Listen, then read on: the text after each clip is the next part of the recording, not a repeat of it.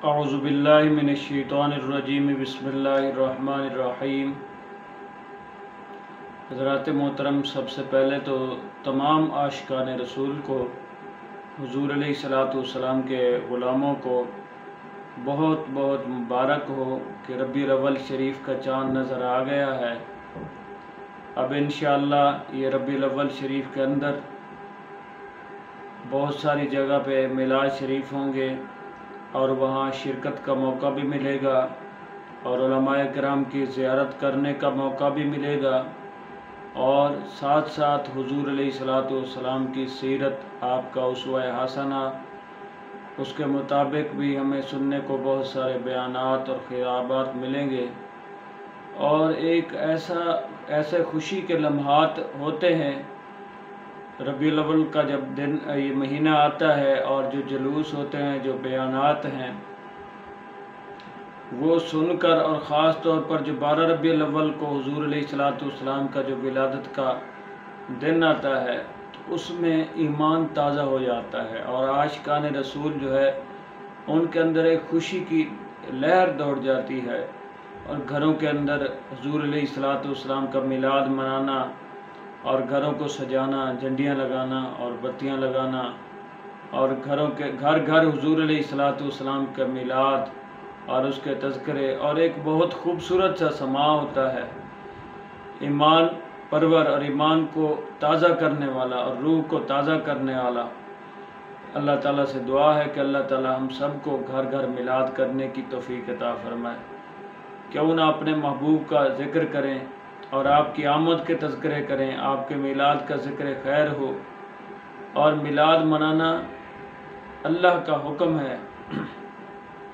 اللہ تعالیٰ نے قرآن مجید کے اندر حکم ارشاد فرمایا، قُلْ بِفَضْلِ اللَّهِ وَبِرَحْمَتِهِ فَبِذَلِكَ فَلْيَفْرَحُوا هُوَ خَيْرٌ مِّمَّا يَجْمَعُونَ۔ فرمایا جب اللہ کا فضل مل جائے، اس کی رحمت ملے، فَلْيَفْرَحُوا، پس چاہیے خوب خوشی مناؤ۔ قرآن مجید کے اندر سورہ یونس پارہ نمبر 11 کے اندر اللہ تعالیٰ نے حکم دیا، فرمایا جب تمہیں اللہ کا فضل ہو جائے، اللہ کی رحمت مل جائے، حبیب آپ فرما دیں اپنے غلاموں کو، فَلْيَفْرَحُوا، پس چاہیے خوب خوشیاں مناؤ، ہوا خیر مما یجمعون، فرمایا یہ جو تم مال جمع کرتے ہو،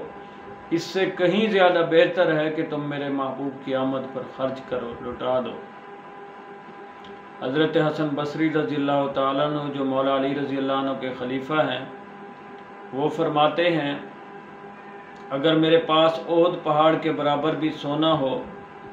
حضور علیہ الصلوۃ والسلام کے میلاد پر مجھے خرچ کرنا پڑ جائے تو میں خرچ کر دوں۔ اب دیکھیں، ایک اللہ کے ولی تھے، حضرت مولانا ہاشم ٹھٹوی، ٹھٹھا سندھ کے تھے۔ ان کو جب حضور علیہ الصلوۃ والسلام کا دیدار ہوا تو انہوں نے کیا عرض کیا، یا رسول اللہ، کچھ لوگ ہیں جو آپ کا میلاد مناتے ہیں، ان کے بارے میں آپ ان غلاموں کے بارے میں کیا ارشاد فرماتے ہیں؟ تو فرمایا من فرح بھی فرحنا بہا، فرمایا جو میری آمد پر خوش ہو جاتا ہے میں اس غلام سے خوش ہو جاتا ہوں۔ اور اسی طرح صحابہ کرام میں سے حضرت عامر انصاری رضی اللہ عنہ نے گھر کے اندر میلاد کی محفل سجائی، اتنے میں حضور نبی اکرم صلی اللہ علیہ وآلہ وسلم خود تشریف لائے، اور بیٹے نے کیا کیا، کھڑا ہو کے ایک نظر باپ کے چہرے کے اوپر ہے، ایک نظر حضور علیہ الصلوۃ والسلام کے چہرے پر ہے، کبھی ادھر دیکھتا ہے کبھی ادھر دیکھتا ہے۔ تو باپ نے کہا، بعد میں باپ نے پوچھا، بیٹا آپ کبھی میری طرف دیکھتے کبھی حضور علیہ الصلوۃ والسلام کی طرف؟ تو بیٹے نے کہا یہی چیز تو آپ کے سامنے رکھنی تھی کہ جن کا میلاد آپ نے منایا ہے آج وہ خود تشریف لا چکے ہیں۔ تو میلاد کی ایک برکت یہ بھی ہے، حضور علیہ الصلوۃ والسلام کی خاص نظر کرم ہو جاتی ہے اس کے اوپر۔ حضرت شاہ عبد الرحیم دیکھیں، بہت بڑے محدث ہیں، اور پورا خاندان محدثین کا ہے اور علماء کا ہے۔ انہوں نے جب میلاد مناتے ہر سال بڑی دھوم دھام سے بڑا لنگر تیار کرتے، ایک دفعہ زیادہ پیسے اکٹھے نہیں کر پائے، حالات نے ساتھ نہیں دیا، تو آپ نے چنوں کی پلیٹ پر ہی میلاد پڑھ دیا، اور بالآخر دل کے اندر یہ حسرت رہ گئی کہ جہاں حضور علیہ السلام کے غلام بہت زیادہ لنگر پکانے والے اور بڑی بڑی محافل، وہاں یہ چنوں کی پلیٹ کی کیا حیثیت ہے؟